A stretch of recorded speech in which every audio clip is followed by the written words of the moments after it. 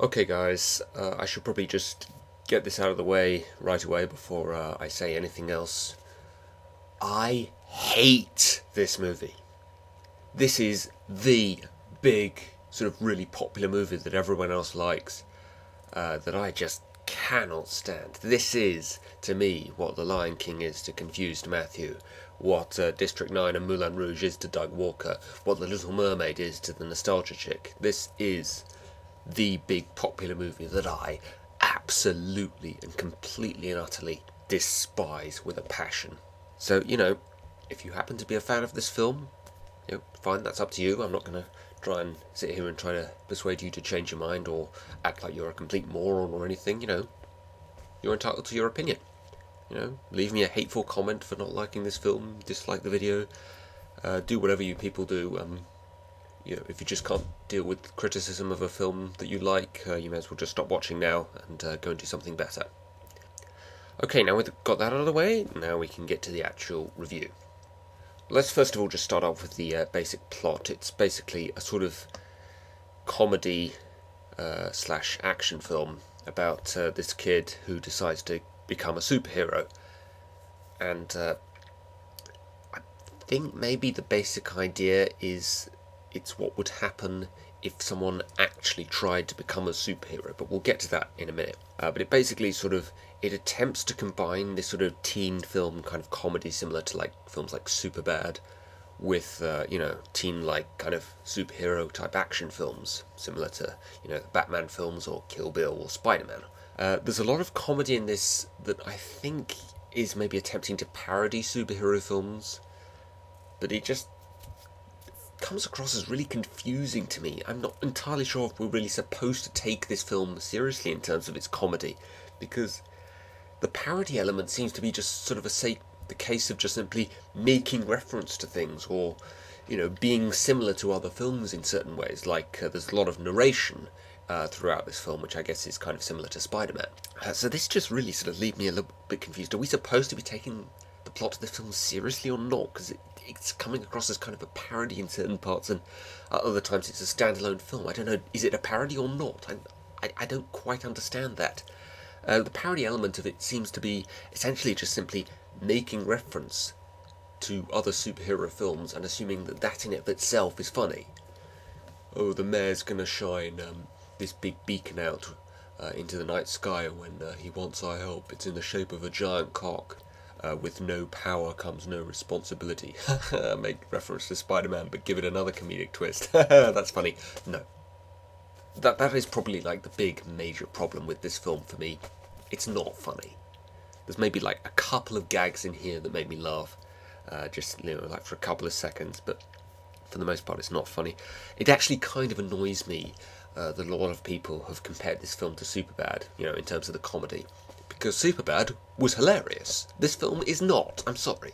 You cannot compare a brilliant film like Superbad to this kind of crappy comedy, which is just a case of simply making references to stuff.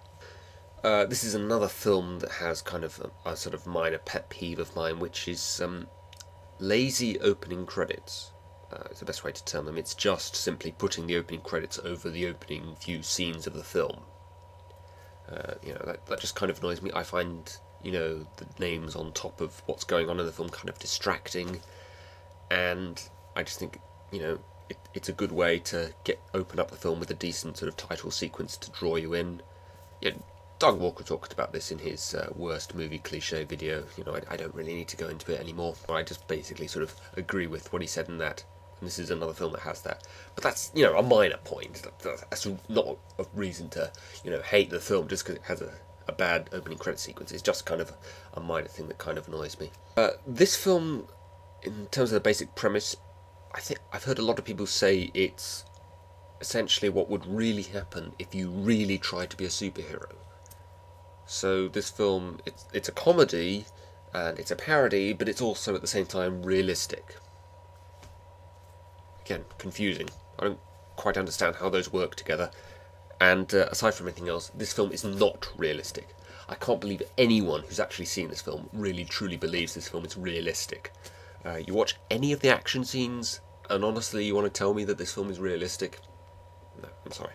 It's the Kill Bill kind of action. It's completely implausible. It would never happen in real life, and it's just supposed to be completely ridiculous. You know, it's a comedy. It can get away with that. You know, the action scenes in Kill Bill got away with that because, you know, they weren't supposed to be realistic.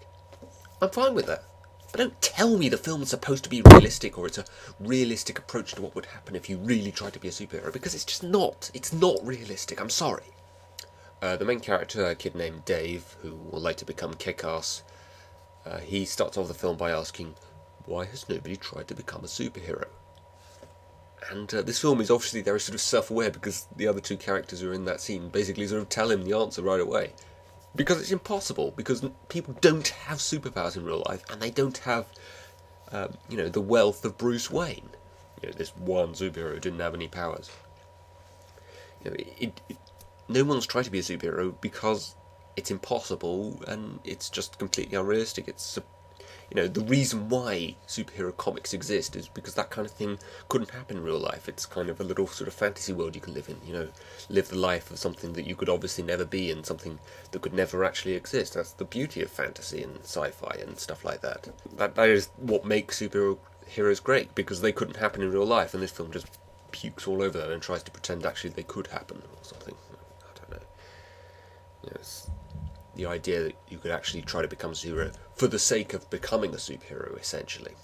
But he basically decides to sort of become a superhero for the sake of becoming a superhero, for the sake, essentially, you know, not because, you know, he thinks it's a better way to express himself, not because he thinks it's genuinely the right thing to do, just he thinks it'll be cool, I suppose, essentially. And the character of Kick-Ass, you know, the main character, the guy whose name is in the fucking title, is not a particularly interesting character. He's just this regular kind of kid at school. You know, and obviously the protagonist is supposed to be kind of normal. You know, you essentially are supposed to sort of basically see things through his eyes, you know. You want to be able to relate to him in some kind of way, but there's a difference between having a main character be normal and have a main character be uninteresting. You know, honestly, you try to describe. I can barely remember the guy's real name, to be honest. After looking it up and watching the film like 3 or 4 times, I finally picked up on the fact that it was Dave. But there's nothing particularly interesting about the life that this kid lives. He just sort of lives at home, you know, watches porn on the internet, chats to his friends on Skype. He basically admits in the opening part of that film, this film, that there's nothing particularly special about him. He's a pretty dull and uninteresting kind of guy. We're supposed to relate to him in some kind of way about the fact that he wants to be a superhero just for the sake of being a superhero. I guess maybe it kind of ties into the fact that, you know, if you're a fan of a sport, you ultimately want to play that sport yourself. But that's because you can play that sport, because people in real life will play that sport. Superheroes are not real. It doesn't quite work the same way, I'm sorry.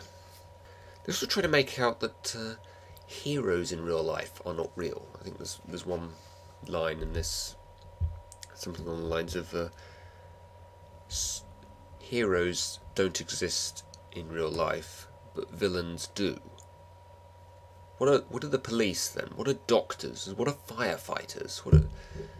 What are you know, people who, you know, see a fight going on the streets and just decide to do something about it? What are those people? Are they not heroes?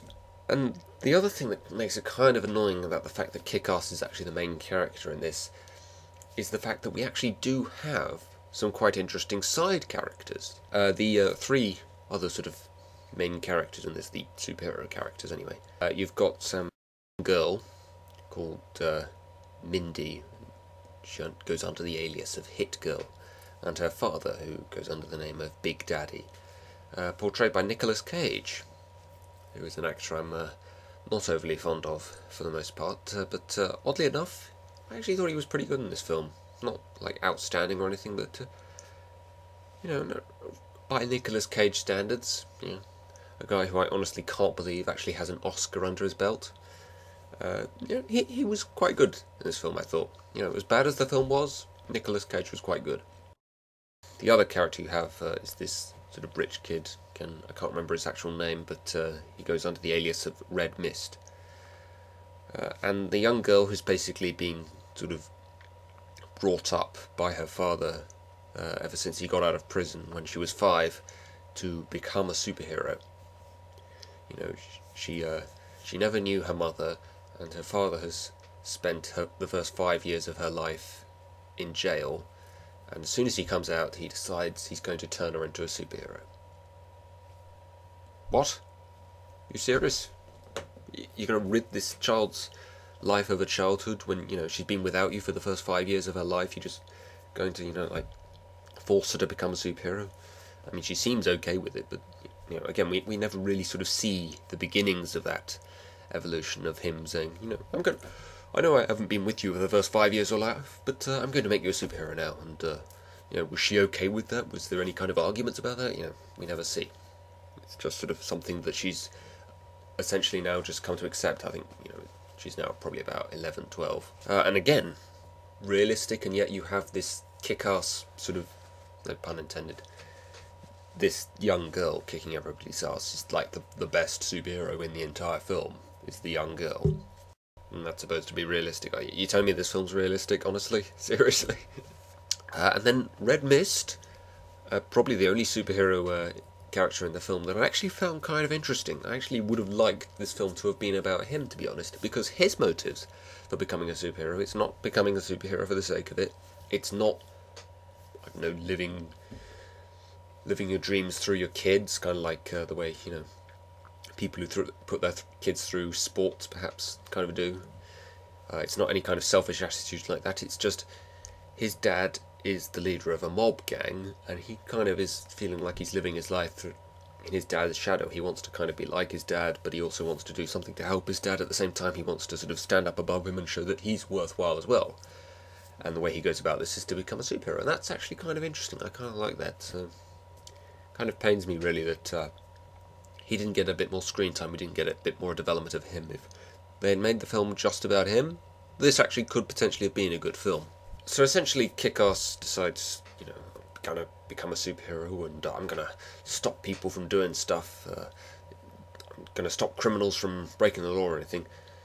The way he goes about this is kind of, you know, the similar sort of Spider-Man sort of training montage. But that sort of really doesn't make sense when you consider the fact he doesn't actually have powers. You know, the Spider-Man training montage was him adjusting to the fact that he had powers now, and also, more importantly, was now in good physical shape. You know, if you haven't actually acquired any kind of great new physical abilities or anything, you've just decided you're going to become a superhero, probably the first thing you want to try and do is get in shape. You know, build up a bit of muscle or something. But I guess this kid is so sort of brainwashed by comic books, he just decides, you know, the best way to go about this is to copy Spider-Man, even though I don't have Spider-Man's powers. So, essentially the first thing he tries to do is stop these two guys from stealing a car. And, oddly enough, although he gets stabbed and run over by a car, he actually does succeed in stopping them from stealing the car. I'm not quite sure how that works. Done away with this threat of theirs who's tried to stop them by stabbing him. But then they decide, oh, you know, he's out of the way, so now we're going to run for it. You know, they've just stabbed him and no longer a threat, and that's the point when they decide they're going to run for it. Okay, whatever. And then another kind of confusing thing, or a couple of kind of minor confusing things about that. He's taken in an ambulance, and he says, oh, please, nobody mention the costume, it looks so ridiculous or anything, please, just throw it away and don't mention it to anyone, say you found me naked. Why do you buy the costume if you're so embarrassed by it? And the other thing is, we see him stabbed, we see him get run over by a car, but where he gets run over by a car is kind of pointless, really. It doesn't really sort of add anything. I mean, he's been stabbed, you don't need him to get any more injured. Then a couple of scenes later, he's completely fine. You know, there's no consequences to the fact that he got stabbed. I mean, that potentially could have killed him. 2 scenes later, he's fine. But he does actually learn something from this experience, which is that, you know, maybe stopping guys from stealing a car wasn't the best sort of job to start off with when you're first starting out as a superhero. So he starts off with something a little bit simpler, a little bit easier, rescuing a cat. Which makes sense, except for the fact that he can't even do that! You know, he climbs up onto this, like, sign that the cat happens to be on, and the cat just sort of walks away onto the other side, and he's just like, fuck this, I'm not going to bother rescuing a cat, you know. I want to be a superhero, but I'm not going to bother rescuing cats. That's another thing. He's really not a particularly likeable character in the early stages, this character of Kick-Ass. He doesn't come across as particularly interesting, and I don't quite really like or understand his motives for wanting to be a superhero. He seems to think it's going to all be glory, and it actually isn't.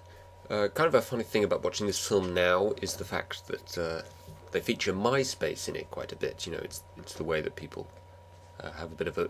It's the way that the superheroes have a bit of back and forth between each other, saying, oh, we need to meet up here, or we're going to rescue you from here, or we're going to do this tonight. Who the hell uses MySpace now? It's all Facebook now, you know. So even though this film was only made in 2010, this film is already a little bit dated.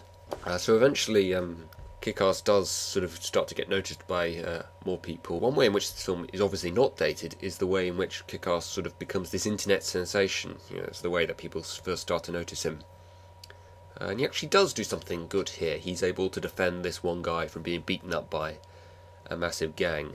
Although, to be honest, probably more likely was able to defend the guy because everybody was filming it. You know, they probably figured, you know, if they did anything on camera that was illegal, they were going to get caught by the police eventually, so they decided it wasn't worth the risk. But the video ultimately ends up on YouTube, and it becomes an internet sensation, and apparently now suddenly he's everybody's hero because he's in a video on the internet. And then this girl he has a crush on just suddenly, for no particular reason, starts talking to him, and without anything actually being said between the two of them, assumes he's gay. They said something about how there's a rumour going around that he's gay. There's no real explanation for the rumour. But without actually consulting him herself, she's taken that rumour to be fact, I guess. Another big issue I have with this film is the character of Hit Girl also kills a lot of people that she really doesn't need to kill. You know, like the character of Christopher Nolan's Batman, or the character of Spider-Man, very sort of strict policy that they have that they won't kill. You know, even in an act of like self-defense, or even if it's like someone who probably does deserve to die, like the main villain, for example, they won't kill. Hit Girl kills a bunch of people that not only do not deserve to die, but she really doesn't need to kill either. There's absolutely no real motive for killing them other than the fact that they're kind of a jerk, or they were there trying to stop me from doing what I wanted to do. So eventually Red Mist and Kick-Ass start hanging out together and doing what they can together, and eventually the mob that Red Mist's father is a gang of decide they have to go after Big Daddy and Hit Girl. And so Dave basically decides that he's going to stop being a superhero because eventually he's able to get with Katie, the girl he has a crush on. And how does he do this? He does it by breaking into her house and scaring the living shit out of her. And that apparently, you know, just simply by saying that he's Kick-Ass and that he's not gay, that's enough for her. They're together because of that. I don't quite follow that. He's just broken into your house, and after a little bit of a shock is over, suddenly now you want him or something. And there's another kind of odd scene in this film where Red Mist's dad comes across Kick-Ass, which he obviously now has something against because he's killed some of his guys. Well, actually, Hit Girl killed some of his guys, but I guess he just assumes it was Kick-Ass. And so he sees him walking through town, and he decides he's just gonna kill him there on the spot in broad daylight. And it turns out it was an impersonator. The only impersonator of Kick-Ass that we see in the entire film, and he's just randomly walking around town for no particular reason, for why he's walking around town dressed as Kick-Ass, or why he seems to be the only Kick-Ass impersonator in the entire film. What was the purpose of him other than, I don't know, this kind of weak twist of us thinking that Kick-Ass had been killed like halfway through the film.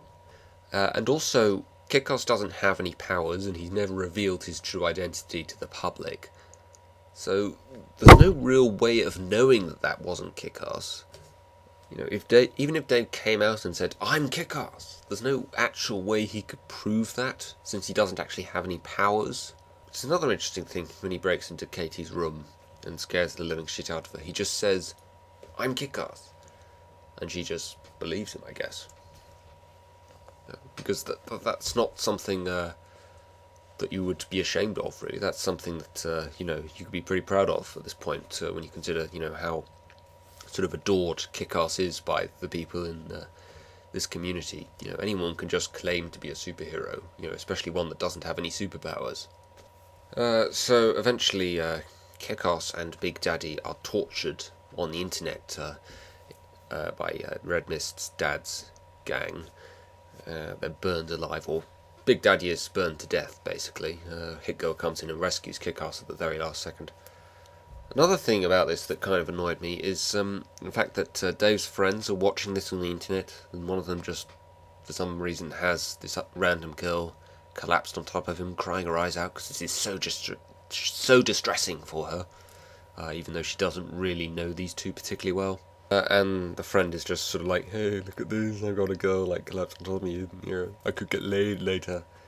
Yeah, kind of funny, I guess, except for the fact that their best friend is being burned alive, live on the internet.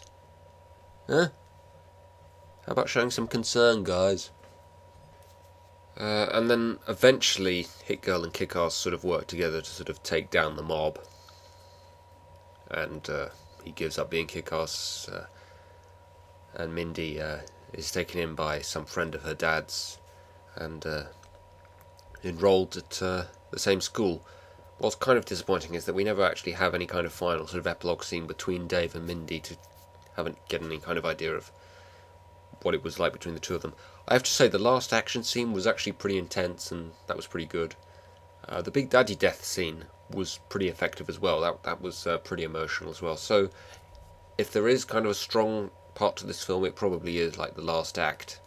You know, there's a lot of good stuff in that last part, but it's kind of on the same kind of popcorn movie kind of level. There's nothing particularly sort of satisfying from any kind of plot perspective. It's all just kind of cool and toying with your emotions kind of stuff. You know, Kick-Ass comes in at the last minute and mows down the gang with these machine guns that Hit Girl has provided for him. So again, this kind of goes back to the question of, what does this guy actually achieve for himself as Kick-Ass throughout this entire film? It all seems to have been done for him, and, you know, through Hit Girl and Big Daddy sort of helping him out.